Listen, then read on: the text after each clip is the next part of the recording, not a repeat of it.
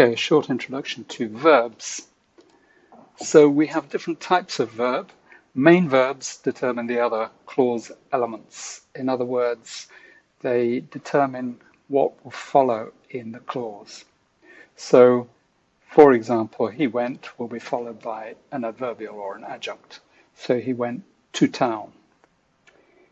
She gave will be followed by indirect object and direct object. So she gave me a call.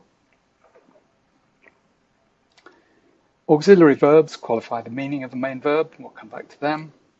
Now, lexical verbs, verbs like run, eat, think, they just function as main verbs, but primary verbs, be, have, and do, function as both auxiliary and main verbs.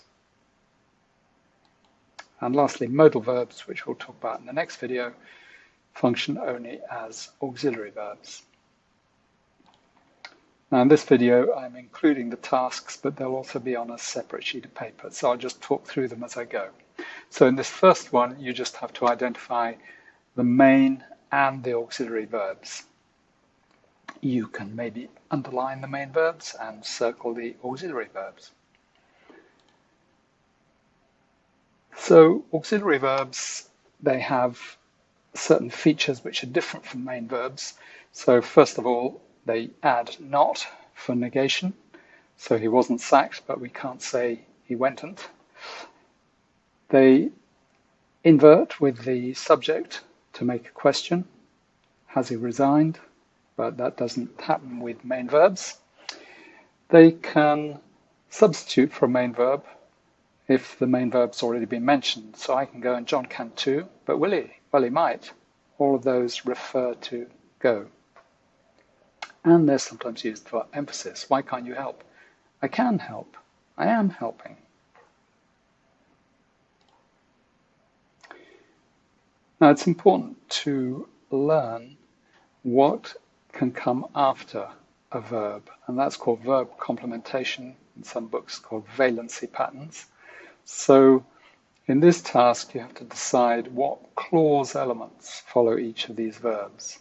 So SV, subject and verb, SVO, subject verb object, SVC, subject verb complement, OI is indirect object, OD direct object, and SVOA is adjunct.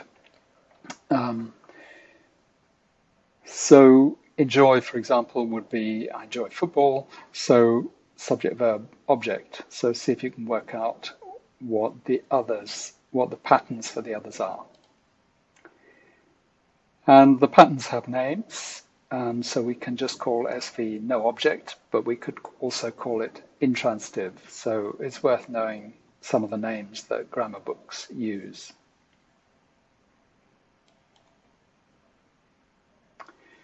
Now, regular verbs only have 4 forms. The forms are base form, what you see in the dictionary, base plus s, or sometimes plus es, base plus ing, or base plus ed. So just 4 forms, but a number of different uses. So is the base being used as an infinitive, or is it being used for present tense? So see if you can put the uses in the right-hand part of the table.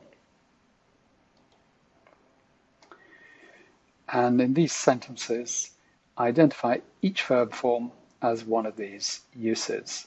So, for example, is number 2, third person singular present tense, but what is working? So go through every verb form and identify the use.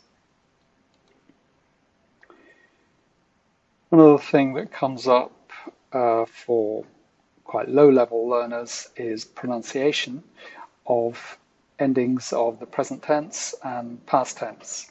So in the third person singular of the present tense, we add s, as in plays, but we pronounce it z, not place. And in the past tense, we would add ed, and we would pronounce it d. So what are the others? Now, an important distinction is between finite and non-finite verbs. Finite verb forms show agreement with a subject. and they're marked for tense or modality. What that means is, if you look at the example, is Kim still working? Is agrees with Kim, third person, and it shows that it's present tense. Has, present tense, third person, singular.